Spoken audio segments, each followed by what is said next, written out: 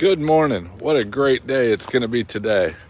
It's another winter day. Only about 80 days left in the winter. What do you think about that? That's a pretty good deal.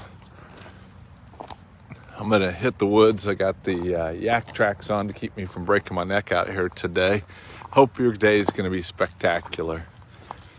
Those of you that have had kids, have you had times where your kids say, "You always do this," or "You always do that"?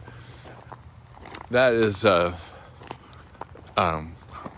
like the sound of fingernails on a chalkboard or twisting styrofoam in my thoughts when somebody says you always do something.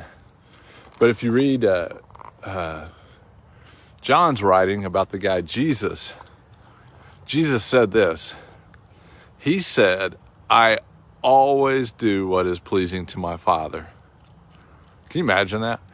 I always do what is pleasing to my Father is what Jesus told the Pharisees, because the Pharisees acted like God was their friend, but the Pharisees like to control people with rules and regulations.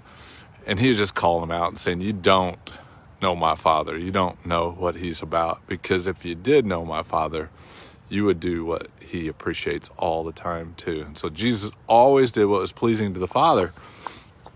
Well, that means to do what's pleasing to the Father, he must have had an intimate knowledge of the Father. Like, what is it that you could do to please your father all the time, or please your mother, or that your children could do to please you all of the time? What is it they could do? The answer for us is walk by faith. Trust Christ in you, the hope of glory. Trust him for whatever today has in store for you. It might mean going for a run in the woods. It might mean saying a kind word to a person in need. It might mean just relaxing and not doing a thing. So think about that.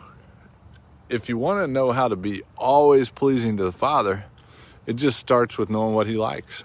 And when you know what he likes, you can respond in that fashion. My guess is he's not real thrilled that you become a law keeper or rule keeper. He's probably more thrilled that you would know his heart. To know him in the power of his resurrection will do something pretty amazing. See you, my friends.